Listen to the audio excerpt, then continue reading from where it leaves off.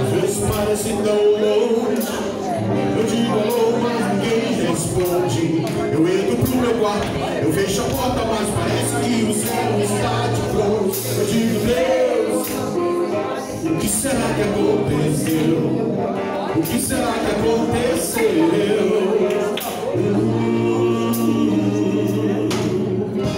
Mas o teu silêncio é pra me fazer crescer e entender que Deus tem seu tempo, seu jeito, seu reino, e eu apenas servo sou. Seu tempo, seu jeito, seu reino, amém, amém, amém, amém, seu jeito, amém, seu reino.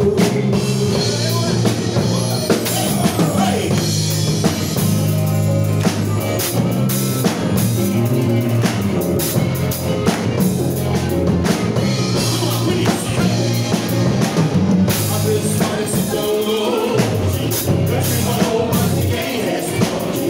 Eu entro no meu quarto, eu fecho a porta, mas parece que o céu está de pronto. Eu digo, Deus, o que será que aconteceu?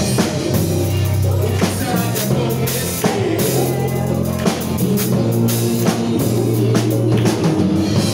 Mas o teu silêncio é pra me fazer crescer e entender que Deus tem seu tempo, seu jeito, seu reino, e eu apenas servo sou.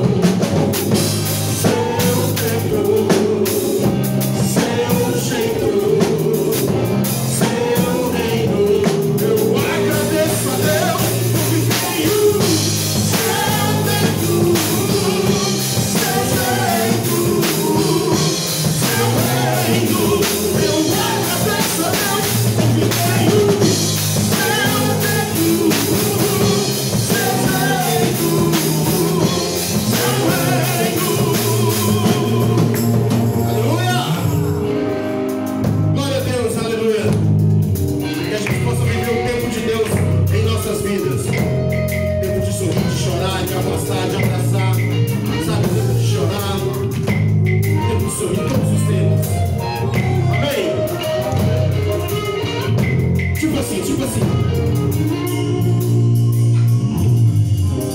Mas o teu silêncio é pra me fazer crescer e entender que Deus tem seu tempo, seu jeito, seu reino, e eu apenas servo sou. Seu tempo, seu jeito, seu reino, eu agradeço a Deus porque tenho seu tempo, seu jeito, seu reino, eu agradeço a Deus porque tenho seu tempo, seu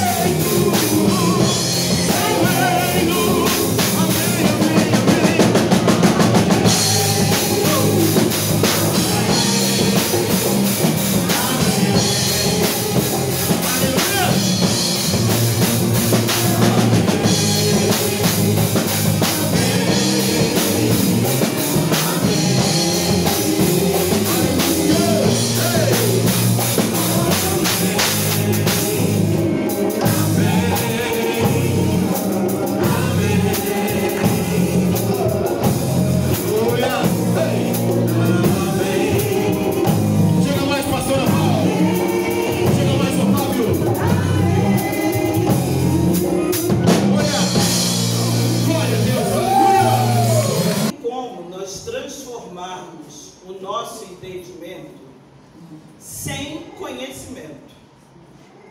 Então, a minha preocupação em todos os fóruns em que eu participo é em trazer o conhecimento para que a gente reflita sobre ele, para que a gente possa sair daqui, digamos assim, com uma fundamentação teórica em cima daquilo pelo qual nós estamos discutindo ou debatendo. Isso é fundamental se nós quisermos convencer as pessoas com as quais nós convivemos, que não estão frequentando nenhuma organização religiosa, para que elas se sintam abertas para estarem experimentando de novo, viverem em uma comunidade de fé. É fundamental. E a Bíblia mesmo fala que nós erramos por falta de conhecimento. Então foi pensando nisso que eu pensei no primeiro momento em trazer a definição de diversidade cultural, como é que nós adquirimos essa diversidade cultural. E agora eu gostaria de falar rapidamente sobre espiritualidade. Para eu fechar a relação espiritualidade com diversidade, e eu concordo com o Otávio, quando ele diz que elas precisam caminhar juntas, eu preciso saber o que é uma e preciso saber o que é a outra, tá? Então, o que é espiritualidade? Segundo Champlin, é um teólogo respeitadíssimo em todos os três protestantismos.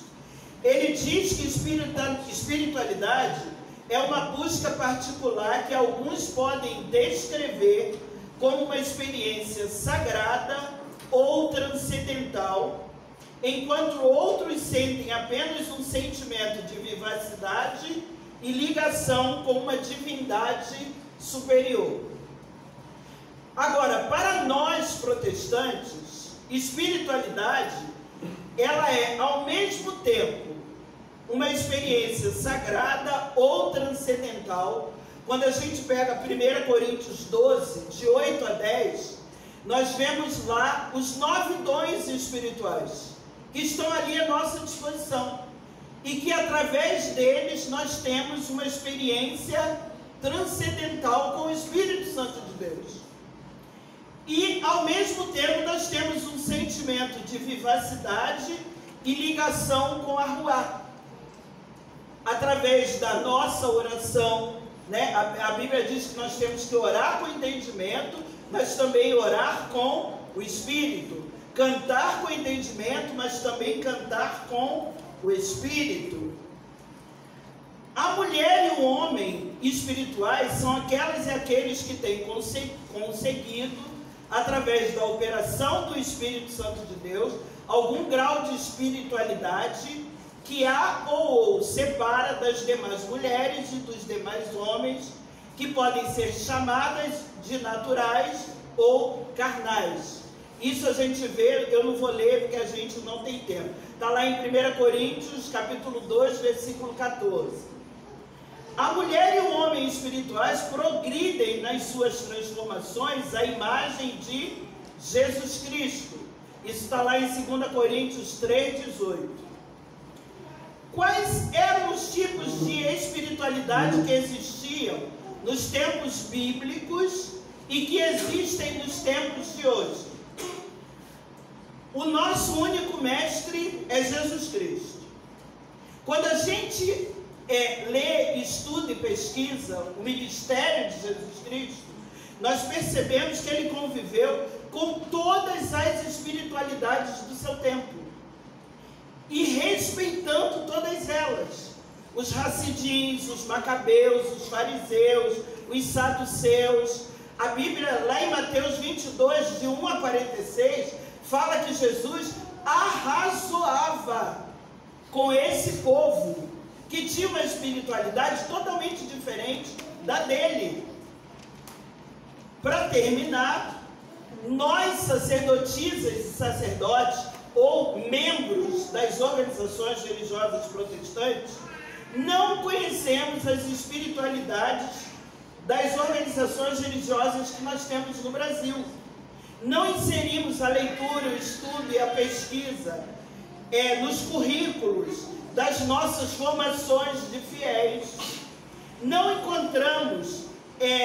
nos encontramos para debatermos temas do interesse de toda a sociedade, como intolerância religiosa, fundamentalismo religioso, fanatismo religioso, racismo religioso, liberdade religiosa, discriminação, preconceito, racismo, ensino religioso, escola sem partido, que na verdade não existe isso. Quem é educador aqui sabe disso, né? Kit gay. Durante a última campanha eleitoral, uma mentira como o kit gay, por exemplo, virou verdade dentro das organizações religiosas protestantes. Por quê? Falta de conhecimento. Eu ministrei aula em todos os níveis de ensino, em todas as etapas de ensino, na Secretaria de Estado de Educação por 32 anos, como professora, como diretora, como coordenadora pedagógica, e em nenhum desses anos chegou nada parecido na escola, vindo do MEC, com o nome de kit gay. E os evangélicos simplesmente adotaram essa mentira e saíram divulgando pelos grupos do WhatsApp, pelo Facebook, como se fosse algo real, né? A gente precisa parar para debater sobre isso. Aborto, homofobia, machismo, misoginia, sexismo. Por isso que eu comecei parabenizando essa igreja por essa iniciativa. É através do conhecimento que nós vamos ter condições de renovar o nosso entendimento. O principal posicionamento que as organizações religiosas protestantes deveriam ter no enfrentamento a todos esses temas que eu coloquei são, primeiro, inserirem no currículo escolar das escolas bíblicas dominicais e do culto do estudo bíblico temas básicos do Evangelho do Reino de Deus, como, por exemplo, nosso livro sagrado é a Bíblia, né? A doutrina dos protestantes tem 2 mandamentos básicos que a gente não pode abrir mão, que está lá em Mateus 22. Primeiro, amar o Senhor teu Deus de todo o coração, de toda a tua alma, de todo o entendimento. Segundo, amar o próximo e a próxima como amamos a nós mesmas e a nós mesmos. E no versículo 40 diz que toda a lei e os profetas dependem desses 2 mandamentos. Ou seja, viver o que diz a Bíblia no nosso dia a dia depende desses 2 mandamentos. De nada adianta eu decorar a Bíblia de capa a capa se eu não amo a Deus sobre todas as coisas, se eu não amo o próximo como eu amo a mim mesma ou a mim mesmo. E esse amor, ele não pode ser seletivo. A gente, às vezes, ama muito todo mundo que está junto conosco na igreja.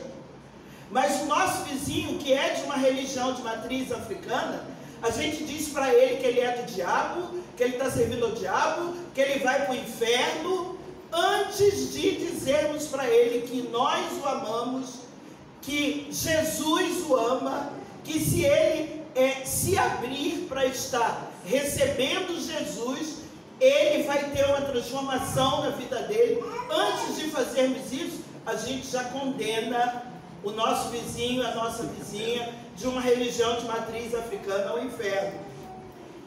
Outra coisa que nós não podemos deixar de fazer, nos articularmos, nos mobilizarmos e nos organizarmos individualmente ou em grupo, para criarmos uma organização da sociedade civil livre ou uma organização da sociedade civil organizada para realizarmos ações sociais.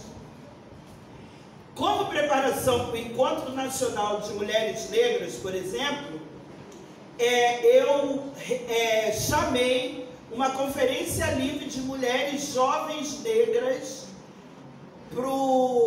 para a Fercal, para a região administrativa da Fercal, onde nós colocamos numa mesma mesa mulheres jovens negras, católicas, espíritas, de matriz africana, do Santo Daime, protestantes, para debater sobre o que é ser jovem dentro de qualquer uma dessas organizações religiosas. Lá nós acabamos descobrindo uma série de pessoas que já estiveram junto conosco e que estão fora da casa do Senhor. E hoje nós já temos, eu tenho pelo menos 2 meninas que estavam nesse evento, que foram lá e debateram conosco e que estão frequentando uma igreja novamente e servindo ao Senhor. Não foi feito apelo, não se abriu a Bíblia para falar sobre nenhum versículo bíblico, mas a postura da jovem negra protestante, mostrando o que é ser jovem dentro de uma organização religiosa protestante, tocou nessas meninas e elas se voltaram para o reino de Deus novamente. Uma ação social. A gente está muito preso dentro das 4 paredes. A gente não está sabendo o que está acontecendo lá fora. Então, é importante nós estarmos realizando essas ações sociais. E para terminar, precisamos participar, nos candidatarmos aos diversos conselhos que existem no Estado, que ainda existe, porque tiveram vários que, infelizmente, o último decreto que foi assinado aí pelo presidente jogou por terra vários conselhos. Mas a gente precisa mapear os que ainda existem, que foram criados por lei, e nos candidatarmos para estarmos participando desses conselhos.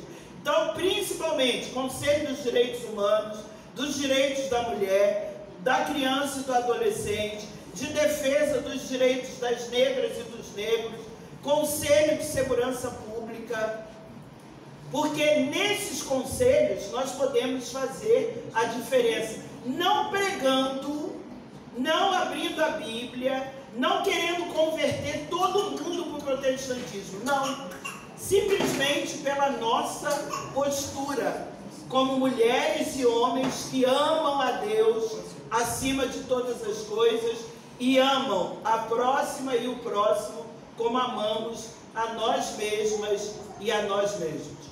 Era só isso que eu gostaria de colocar, mostrando que espiritualidade e diversidade precisam andar juntos, né? Mas não só dentro das organizações religiosas, mas principalmente fora daquela porta ali. A começar pelos nossos vizinhos, pelos nossos amigos, pelos nossos colegas, pelas pessoas com as quais nós convivemos todos os dias e fazendo a diferença na sociedade. Muito obrigado. Maravilha. As perguntas aqui, ambos fica livres para responder, tá? Quem tiver mais afinidade, talvez. Como fica a questão moral em um mundo caído, onde as informações que recebemos já são tendenciosas e pré-fabricadas? Como é que a gente vai fazer? Vai fazer uma por uma ou vai fazer um bloco? Se os dois quiserem responder, pode responder também. Pode, né? Pode responder? Eu vou repetir aqui até para o pessoal. Tá bom. Como fica a questão moral em um mundo caído, onde as informações que recebemos são tendenciosas e pré-fabricadas? Olha só, a questão moral, a primeira coisa que a gente precisa fazer é ter consciência de que se uma pessoa não está dentro de uma organização religiosa protestante, as questões morais dela não serão as nossas questões morais. Essa é a primeira coisa que a gente precisa ter consciência. E é um erro que nós estamos cometendo. Os pastores que se dizem representantes dos protestantes numa bancada evangélica no Congresso Nacional estão querendo misturar as coisas. Eles estão querendo que o Congresso Nacional aprove leis que estejam conforme a Bíblia. Isso é impossível. O Estado é laico desde 1891. Nós temos liberdade religiosa. Portanto, as cidadãs brasileiras e os cidadãos brasileiros são livres para escolherem a organização religiosa que eles querem frequentar. Então, a primeira coisa que a gente precisa não fazer é o que esses pastores lá no Congresso Nacional estão fazendo. O Estado é laico, as pessoas são livres para frequentar a organização religiosa que ela bem entender, e o lugar onde nós temos que estar defendendo os princípios do Evangelho do Reino de Deus é dentro dos nossos templos e não dentro do Congresso Nacional, querendo que as pessoas aprovem leis que estejam conforme a Bíblia. Tá? Jesus nunca fez isso. Jesus caminhou com pessoas de várias organizações religiosas diferentes e em nenhum momento ele as obrigou a acreditar no que ele acreditava. Ele simplesmente chegava, ministrava: quem quiser vir após mim, negue-se a si mesmo, tome a sua cruz e siga-me. Quem queria segui-lo, seguia. Quem não queria seguir, ele simplesmente ficava de boa. Então, é a primeira coisa que a gente precisa ter consciência. Agora, em relação às mídias, né? As notícias falsas, que infelizmente nós evangélicos acabamos caindo em todas elas. Esse lance do kit gay foi um exemplo, esse lance de escola sem partido foi outro exemplo, não existe isso, né? Então, a primeira coisa é essa. A segunda, né, em relação às notícias falsas, é aquilo que eu falei aqui no início. A forma de nós transformarmos o nosso conhecimento, o nosso entendimento, é buscando conhecimento. Entendeu? A mesma internet que traz notícias falsas, ela tem lá o Google Escolar, ela tem o site da CAPES, né, com artigos de pesquisadores sobre vários temas que a gente pode botar lá no Google Escolar, a gente pode botar lá no site da CAPES, o site da CNPq, e a gente verificar se aquilo que está no meme, se aquilo que está no link é verdadeiro ou é falso. O problema é que a gente não se dá nem o trabalho de verificar a fonte dos links que nós recebemos, dos memes que são publicados normalmente nas redes sociais. Quando se fala de moral, eu acho que também é importante fazer uma distinção entre moralidade e moralismo, né? Porque a gente fala muito sobre mundanismo na igreja, né? E os cuidados que nós devemos tomar para que a igreja não seja invadida pelos mundanismos, pela música secular, pela tatuagem, pelas luzes de show, pela bateria, pela percussão, qualquer coisa do tipo. Mas a gente não fala sobre o mundanismo que vem através de costumes morais dentro da nossa igreja. Por exemplo, essa lógica de mercado da igreja, de multiplicação, de grandes números, de grandes templos, essa ambição e ganância financeira que existe no discurso evangélico, que também é uma forma de mundanismo que veio permeando a nossa discussão, que veio permeando as pregações desses grandes pastores midiáticos, e a gente não foi percebendo porque a gente estava preocupado com questões moralistas. A gente estava preocupado se o casal jovem da igreja estava fazendo sexo antes do casamento. A gente estava preocupado se a pessoa ela era batizada ou não para poder estar na frente ministrando alguma coisa. Então, assim, esses pequenos detalhes que eu acho que tiraram o nosso foco, fez a gente deixar de perceber coisas muito grandiosas que hoje estão fazendo o evangelho. Eu não vou chamar isso de evangelho, na verdade. Eu vou falar sobre o protestantismo midiático afastar tanta gente de Deus, entendeu? Porque a gente fala sobre evangelização e nos últimos tempos a minha experiência pastoral é que eu estou evangelizando. O meu principal objetivo, o alvo, ou as pessoas, o público-alvo que eu tenho evangelizado é os crentes, entendeu? Que estão dentro da igreja, que ouviram isso 10, 15 anos mas que não conseguem discernir e sempre está muito carregado com um discurso moralista de pode, não pode. Como é que é o nome do irmão ali que falou comigo ali no café? Pedro. Pedro estava falando aqui da dificuldade que ele tem de interagir com as pessoas da Ceilândia ali oferecendo os jogos como um atrativo e um meio, né, para poder ter acesso. Eu trabalhei durante 5 anos num projeto chamado Missão de Rua, com pessoas em situação de rua, centro da Ceilândia, Taguatinga e tal, adictos, alcoólatras, enfim, nas madrugadas adentro. E cara, eu ia ali levar um café, um pão de queijo e um abraço para uma pessoa 2, 3 horas da manhã que estava ali com uma latinha fumando crack. E muitas vezes eu ouvi desses caras o seguinte: que tipo de pastor é você que vem de bermuda evangelizar? Que tipo de pastor é você que está todo tatuado evangelizando? Ou seja, os caras eram mais moralistas do que eu, entendeu? E você ia oferecer para eles um refrigerante e falava: não, refrigerante faz mal. Mas ele está fumando crack. Você está entendendo? Então assim, o moralismo tomou conta da discussão moral, mas não é o objetivo. Porque a moralidade é importante para a vida cristã. Só que são princípios que eles são tão sutis que talvez não dê tanto ibope da gente discutir aqui, né? Agora eu acho que sobre o que a mídia apresenta, a pastora Val já contemplou já na fala dela. Diversidade antiga. A Bíblia nos traz 1000 casos, como a mulher samaritana, como as viúvas gregas, com a adoção ou não de circuncisão. Não estamos devendo uma crítica à igreja a partir da sua fundação, a partir do legado equivocado dos pais da igreja? Vou pegar uma parte, eu creio que o Otávio vai pegar outra parte também. Eu vou pegar a parte da mulher samaritana, que eu acho fantástica, né? E eu estava até conversando com um irmão aqui, eu esqueci o nome dele, estava aqui. Eu estava conversando com ele e mostrando para ele que a maioria dos pastores das nossas igrejas